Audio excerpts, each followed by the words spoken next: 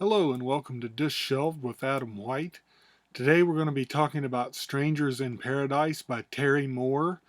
Uh, this is something that I read the first trade paperback of way back in the 90s when it first came out. It only collected the first few issues, and it was kind of a romantic comedy type thing, and I was a teenager and it just wasn't for me at the time. And uh, recently I saw that they had a collection of the whole thing, which is, as you can see, enormous.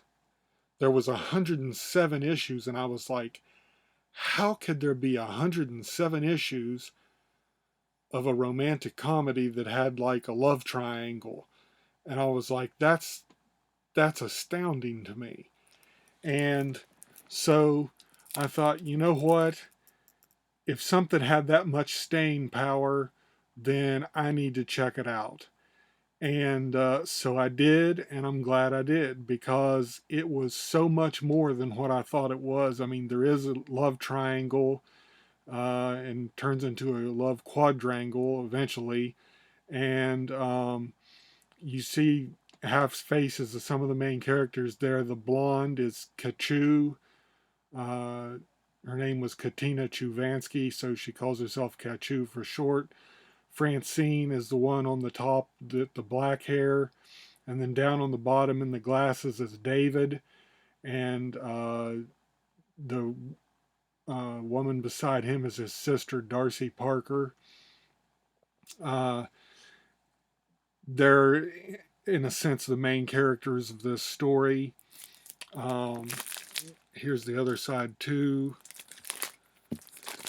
Kachu and David. Um, but anyway, it was set up as at the beginning as kind of a love triangle between uh, Francine and Kachu and David. And like I said, that first trade that I read, that was pretty much all there was to it. You didn't really get to see the stuff that was coming up later. But there was all sorts. There was political intrigue. There was organized crime. Something almost like the Illuminati. I mean, we're talking. This gets deep. It's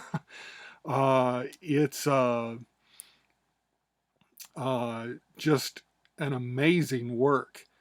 And to carry it on for that long and to have that kind of popularity for an independent comic is incredible. And I think it's a true work of art. Uh, the themes in it, mostly about love and friendship. They have the two, Kachu and Francine are the main two characters, and they are very strong women, uh, very strong characters, very well developed, uh, and they just are incredible characters throughout this whole thing. And of course, they have their ups and downs, and they have their ups and downs with the other characters too. There's David and Darcy Parker, and then there's Casey is another one. She's almost like the team cheerleader. She's one of their friends, and she gets involved with them too. And just a multitude of other characters. And it's just really incredible the story he weaves throughout this. But like I said, there's a lot of theme of love and unrequited love and uh, friendship and the bonds of friendship and how strong they are. And switch back to this side. Uh, but it's just incredible the things that he covers in here. And there really are ups and downs in their friendship, and there's marriages and divorces, and uh, I hate to give away too much because it's all essential to the story. Um, but the it really just is amazing the kind of things that are weaved through here. Like I said, there's like a secret society called the Parker Girls, which isn't giving anything away because they go into that pretty pretty early on, and they're like they make and break senators and politicians and just have people in their pocket and have dirt on people and don't hesitate to kill people. Um, and they may or may not have a history with some of the main characters. Um, that's just a really fascinating part of this story. I love the Parker Girls. In fact, he's got a new comic out right now. Terry Moore does about the Parker Girls. I'm guessing it's the current version of what takes place after this, because it goes through some changes in here. Um, but it's just a fascinating read.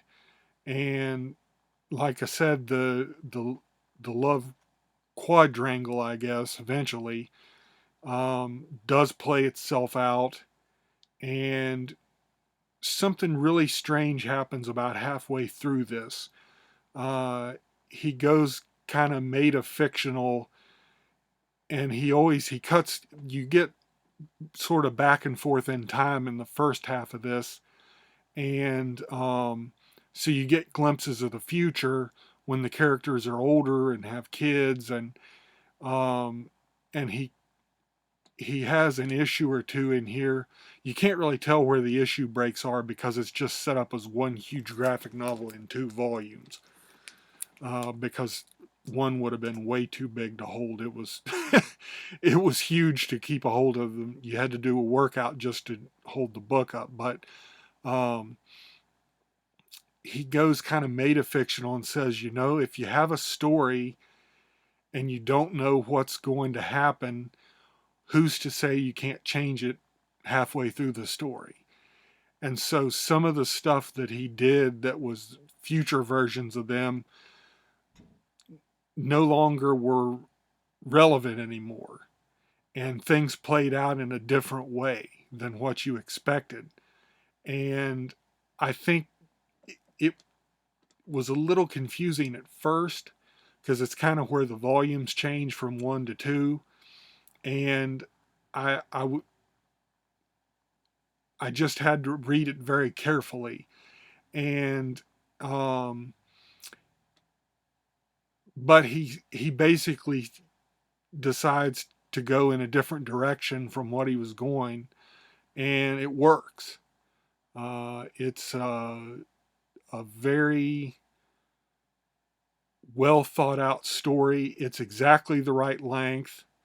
It took a while to read, but it never felt too long.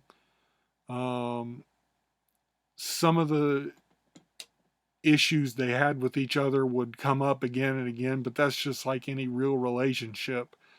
Um, I also want to show you, if I can get it out of here.